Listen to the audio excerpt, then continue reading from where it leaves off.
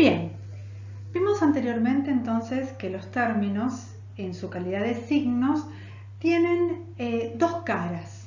Por un lado, la expresión, donde se explicita la denominación, y por otro lado, el contenido, que representa esa noción o concepto a que se refiere la denominación. Con lo cual, el concepto va a ser definido por una norma ISO que habla de los principios y métodos de la terminología como esas construcciones mentales que sirven para clasificar los objetos individuales del mundo exterior o interior a través de un proceso de abstracción más o menos arbitrario. ¿Qué significa entonces esta definición?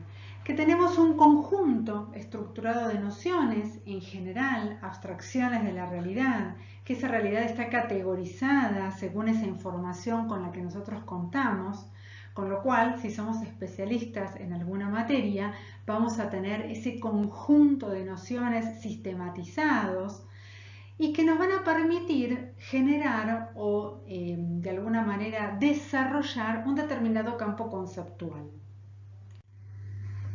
Ahora, los conceptos, según estas definiciones que estuvimos viendo, tienen una característica en particular y es que son el reflejo de una determinada visión de la realidad.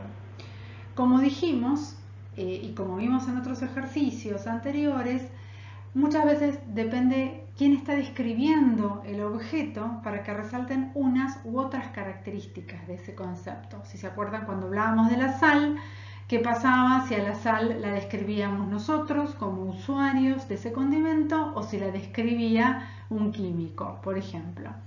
Entonces, en ese sentido, lo que queremos decir es que los conceptos tienen dimensiones y que estas dimensiones justamente son estas distintas formas de mirar al mismo concepto según cómo nuestra realidad esté categorizada. Fíjense en este ejemplo de productos, cómo ve la farmacología los productos. La misma farmacología, la misma disciplina puede considerar a los productos como según las sustancias que contienen y según los procesos necesarios para obtenerlos, o según la forma de presentación comercial y según los costos y rentabilidad económica.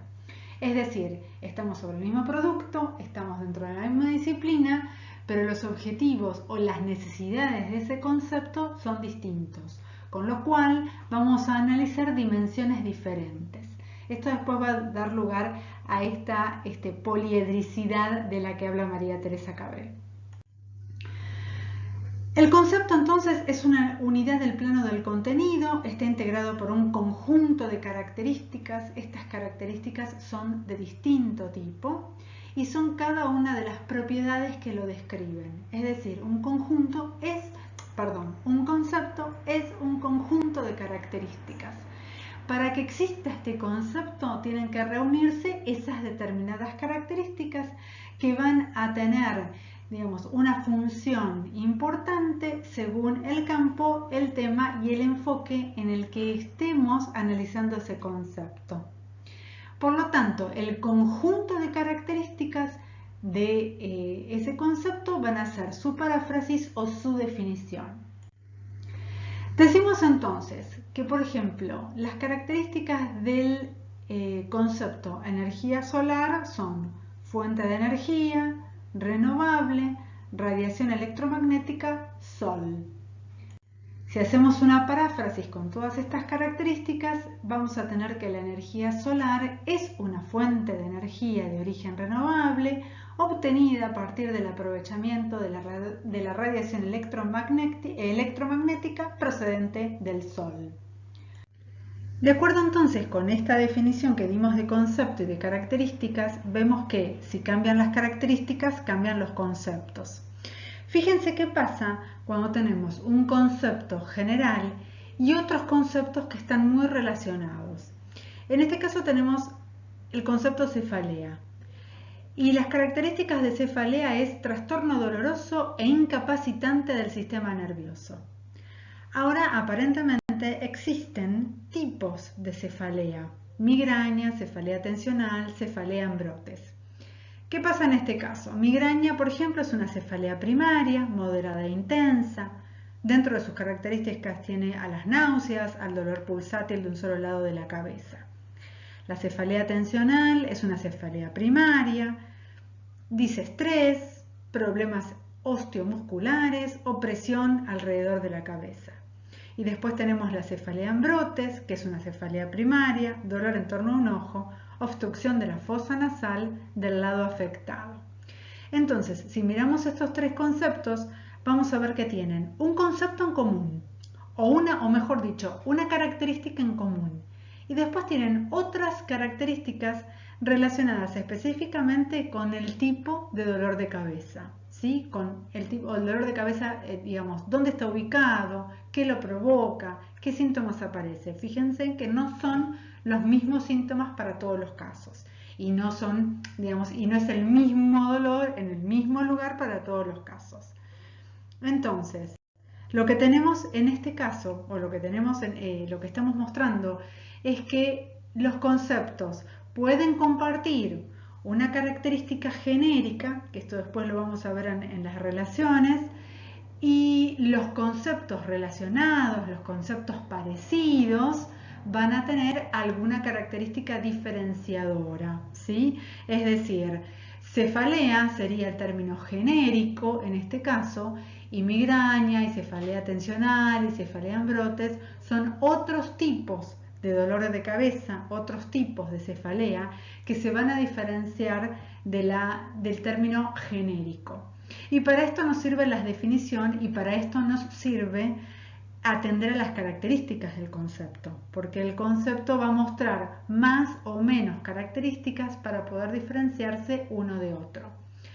Es decir, en este caso, estos tres conceptos, migraña, cefalea tensional y cefalea en brotes, formarían todas parte del mismo sistema conceptual de cefalea. Entonces tenemos que ver esas características para poder diferenciar los conceptos. Con lo cual las características van a tener una clasificación. Una de las clasificaciones es que pueden ser esenciales o complementarias. Miren las características esenciales de migraña. Cefalea primaria, causada por la activación de un mecanismo encefálico que provoca dolor pulsátil de un lado de la cabeza acompañado por náuseas. Y las complementarias, migraña, cefalea que suele aparecer en la pubertad y afecta principalmente al grupo entre los 35 y los 45 años de edad. Es decir, las características nos van a ir mostrando, las características esenciales van a ir directamente a la descripción del objeto para poder diferenciarlo de otro objeto similar, y las características accesorias o secundarias van a tener que ver con otros datos que no necesariamente sirvan para identificar específicamente, sino para agregar contenido adicional. Ahora, esta atribución de condición característica o complementaria y accesoria depende de lo que decíamos antes, la categorización de la realidad, es decir, para qué estamos definiendo o por qué estamos definiendo. Si tenemos este ejemplo de azúcar en química, nombre dado genéricamente a los glúcidos que pueden subdividirse en monosacáridos y oligosacáridos. Y nosotros diríamos, bueno, esta es la definición, estas son características esenciales del azúcar. Sí, dentro de la química, pero no dentro de la alimentación. Dentro de la alimentación, las características esenciales del azúcar van a ser sustancia dulce, cristalina, soluble en agua, que está presente en el jugo de un gran número de plantas.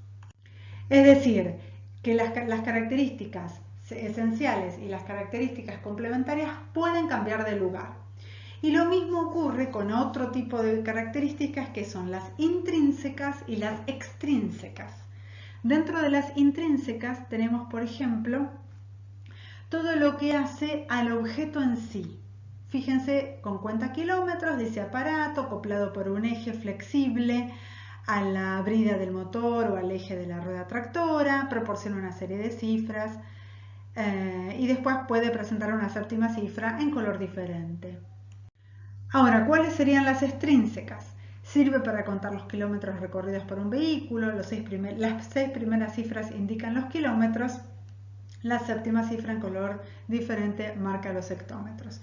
Fíjense que acá, naturalmente, nosotros ¿qué vamos a decir? Bueno, las características intrínsecas coinciden con las esenciales porque hablan y describen al objeto, y las características extrínsecas, que son como ajenas al objeto, es decir, hablan de la funcionalidad del objeto, en realidad serían las complementarias.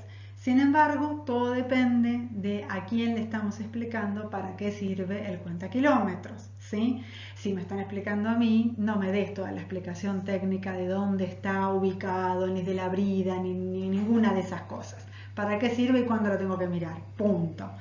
Ahora, si se lo estamos explicando a un mecánico o a un aprendiz de mecánico, él sí va a necesitar saber cuáles son las conexiones que necesita el cuentakilómetros para poder arreglarlo, para poder corroborar su funcionamiento, etc. Entonces, las características también pueden cambiar de lugar, ¿sí? Las intrínsecas, las extrínsecas, las esenciales y las complementarias. No siempre van a ser fijas. Es decir, nosotros vamos a tener que determinar cuáles son las esenciales para poder hacer una definición, porque en general la definición terminológica requiere de las características esenciales del concepto. Pero esenciales, como les digo siempre, según un tema, según un campo y según un enfoque. Muy bien, el concepto también se puede describir por comprensión y por extensión. Cuando hablamos de comprensión, es una enumeración ordenada de lo más general a lo más específico. En general también estos son algunos formatos de definiciones. Hay definiciones que son por comprensión y que comienzan dando las características más generales para llegar a las características más específicas. Es decir, que hacen un proceso lógico que va de género a especie. Y por extensión es la enumeración de todas sus posibles realizaciones. Y esto ocurre cuando no es posible de alguna manera determinar las características de algo. Entonces, a veces simplemente lo que tenemos que hacer es nombrar toda su existencia. Siempre que la existencia sea finita, ¿sí? Siempre que sea una existencia que se pueda, digamos, contar, ¿no? Que no tengamos muchas o demasiadas realizaciones. En el caso de que sea así, deberíamos tener alguna característica que nos permita diferenciar esos conceptos, pero en algunos casos suele suceder que necesitamos, para definir a ese concepto, necesitamos explicar directamente todas sus realizaciones.